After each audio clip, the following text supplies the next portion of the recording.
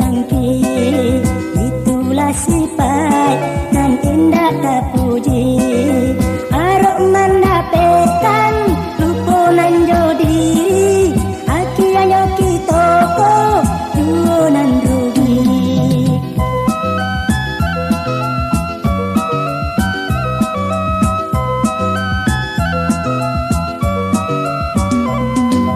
Pakailah sifat kereta api, indah menyimpang jalan di relnya.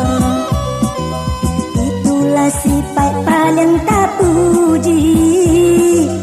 Awak kosanang kurang tak seso. Juang berjuanglah demi kemenangan. Tampulah jalanan bana.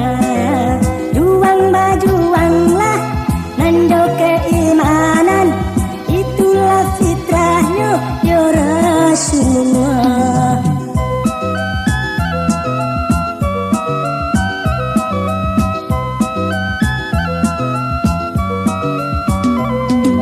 Pakailah sifat kereta api, indah menyimpang jalan di relnya. Itulah sifat paling tak puji.